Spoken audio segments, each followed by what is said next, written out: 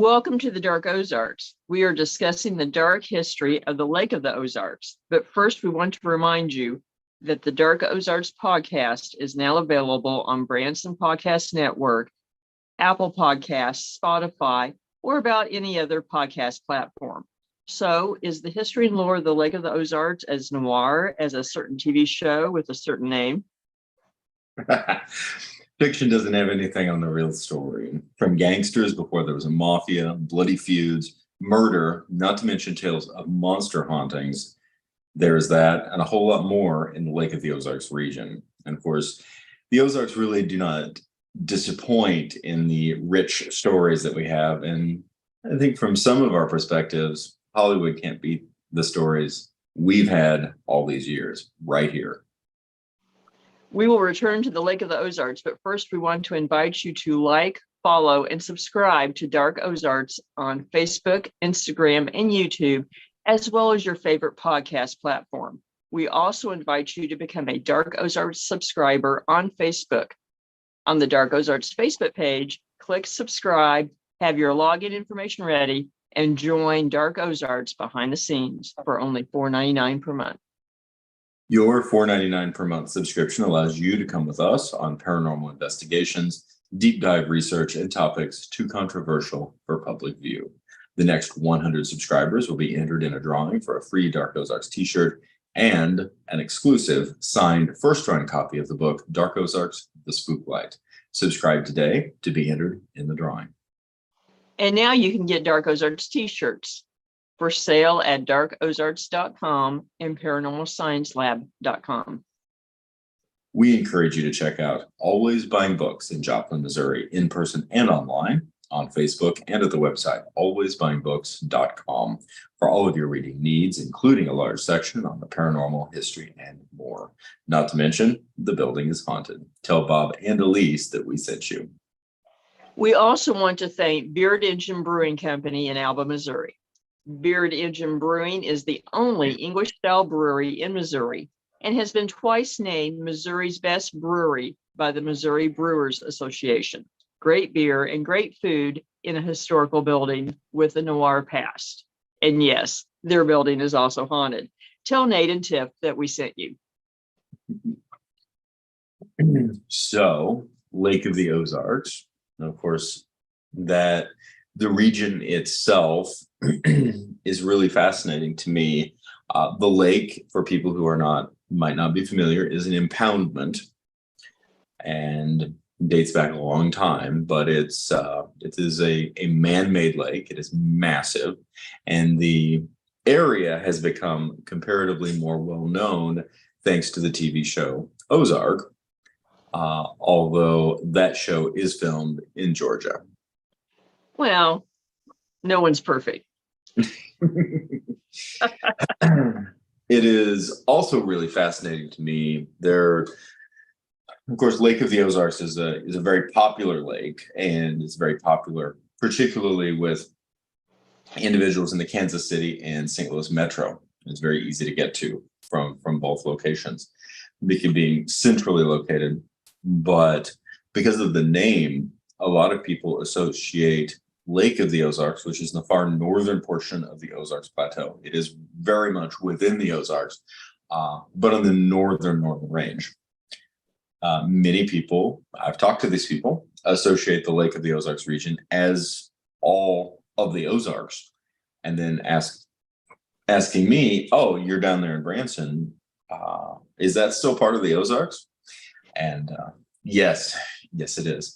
In fact, all the way almost to Little Rock is part of the Ozarks. So that's always an interesting discussion to have. Well, they did well in naming it, so it becomes a state of mind, I guess. It does. It does. And the number of place names that include the words "of the Ozarks," including mine, State of the Ozarks, is pretty numerous. It is. Another interesting aspect that we will get into in the longer video is that there's really two you can look at two different histories of the Lake of the Ozarks area. Yeah. Before there was a lake and after there was a lake.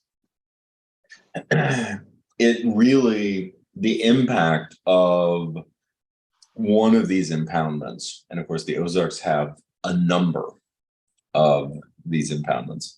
One of them is about 7 miles from my house with Table Rock, is the extraordinary changes that creating a lake of that magnitude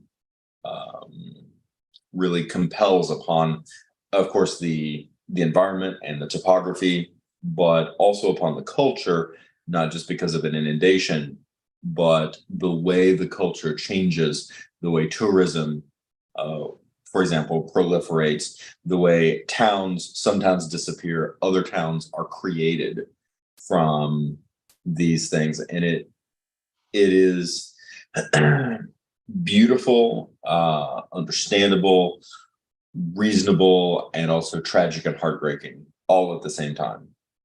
It is. It is.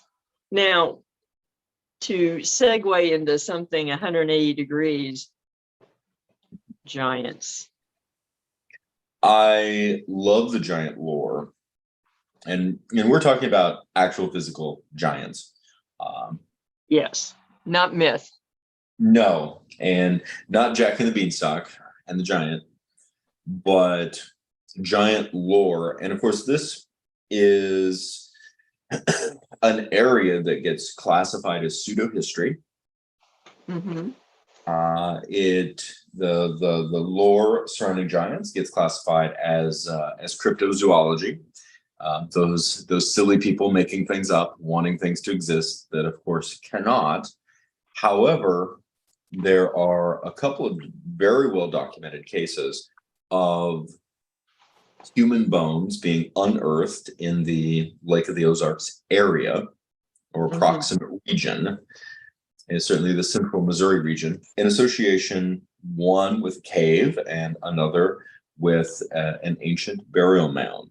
And the evidence that is associated with that as quite compelling, as is the questions that it raises in terms of what happens or happened to some of those remains. Exactly. And these are two instances that are fairly well documented. Often these stories are very almost folklorish in detail, but both of these are detailed. And the one that's closest to the lake actually is with an Indian burial mound.